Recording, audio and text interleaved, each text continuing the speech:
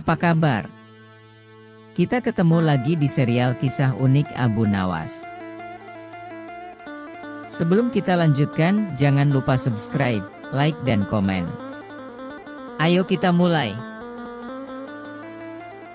Kadangkala untuk menunjukkan sesuatu kepada sang raja, Abu Nawas tidak bisa hanya sekedar melaporkannya secara lisan. Raja harus mengetahuinya dengan mata kepala sendiri, bahwa masih banyak di antara rakyatnya yang hidup sengsara. Ada saja praktek jual beli budak. Dengan tekad yang amat bulat, Abu Nawas merencanakan menjual Baginda Raja. Karena menurut Abu Nawas hanya Baginda Raja yang paling patut untuk dijual. Bukankah selama ini Baginda Raja selalu mempermainkan dirinya dan menyengsarakan pikirannya? Maka sudah sepantasnya kalau sekarang giliran Abu Nawas mempermainkan Baginda Raja. Selain itu, agar Baginda tahu apa yang terjadi pada rakyatnya yang dijual untuk dijadikan budak. Abu Nawas menghadap dan berkata kepada Baginda Raja Harun al-Rasyid, "Ada sesuatu yang sangat menarik yang akan hamba sampaikan hanya kepada Paduka yang mulia." "Apa itu wahai Abu Nawas?" tanya Baginda langsung. "Sesuatu yang hamba yakin belum pernah terlintas dalam benak Paduka yang mulia," kata Abu Nawas meyakinkan. "Kalau begitu cepatlah ajak aku ke sana untuk menyaksikannya," kata Baginda Raja tanpa rasa curiga sedikit pun. "Tetapi Baginda," kata Abu Nawas sengaja tidak melanjutkan kalimatnya. "Tetapi apa?" tanya Baginda tidak sabar. "Bila Baginda tidak menyamar sebagai rakyat biasa, maka pasti nanti orang-orang akan banyak yang ikut menyaksikan benda ajaib itu," kata Abu Nawas. Karena begitu besar keingintahuan Baginda Raja, maka beliau bersedia menyamar sebagai rakyat biasa seperti yang diusulkan Abu Nawas.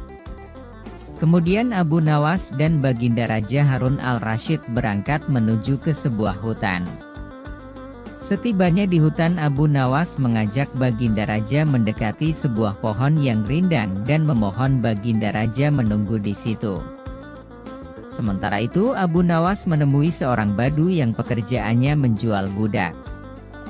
Abu Nawas mengajak pedagang budak itu untuk melihat calon budak yang akan dijual kepadanya dari jarak yang agak jauh. Abu Nawas beralasan bahwa sebenarnya calon budak itu adalah teman dekatnya. Dari itu Abu Nawas tidak tega menjualnya di depan mata. Setelah pedagang budak itu memperhatikan dari kejauhan, ia merasa cocok. Abu Nawas pun membuatkan surat kuasa yang menyatakan bahwa pedagang budak sekarang mempunyai hak penuh atas diri orang yang sedang duduk di bawah pohon rindang itu. Abu Nawas pergi begitu menerima beberapa keping uang emas dari pedagang budak itu. Baginda Raja masih menunggu Abu Nawas di situ ketika pedagang budak menghampirinya. Ia belum tahu mengapa Abu Nawas belum juga menampakkan batang hidungnya. Baginda juga merasa heran mengapa ada orang lain di situ. "Siapa engkau?" tanya Baginda Raja kepada pedagang budak. "Aku adalah tuanmu sekarang," kata pedagang budak itu agak kasar. Tentu saja pedagang budak itu tidak mengenali Baginda Raja Harun al-Rasyid dalam pakaian yang amat sederhana. "Apa maksud perkataanmu tadi?" tanya Baginda Raja dengan wajah merah padam. "Abu Nawas telah menjual engkau kepadaku dan inilah surat kuasa yang baru dibuatnya," kata pedagang budak dengan kasar. "Abu Nawas menjual diriku kepadamu," kata Baginda makin murka. "Ya," bentak pedagang budak. "Tahukah engkau siapa aku ini sebenarnya?" tanya Baginda geram. "Tidak, dan itu tidak perlu," kata pedagang budak seenaknya. Lalu ia menyeret budak barunya ke belakang rumah.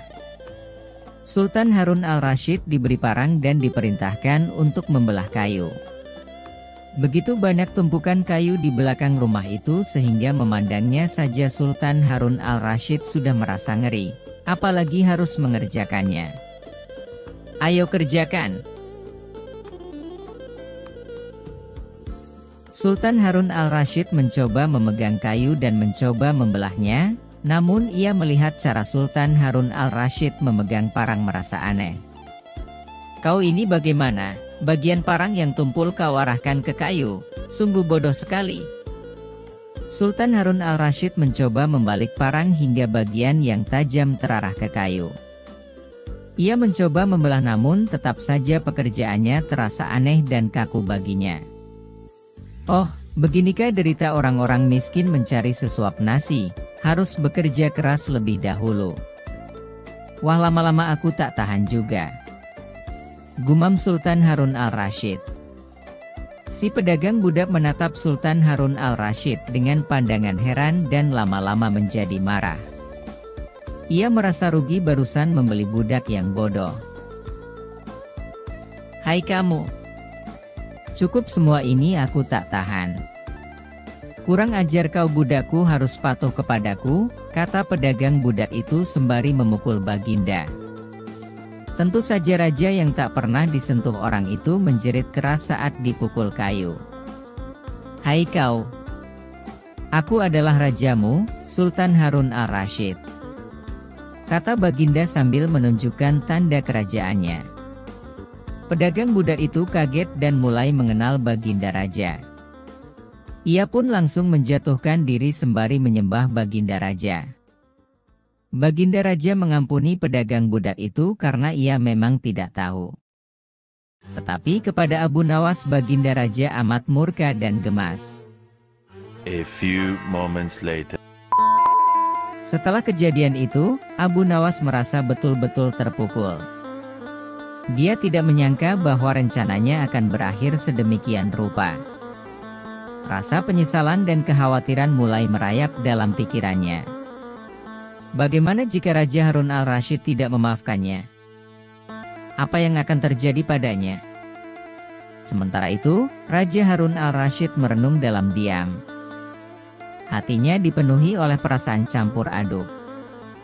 Di satu sisi, dia merasa terkejut dan marah karena menjadi korban kejahilan Abu Nawas.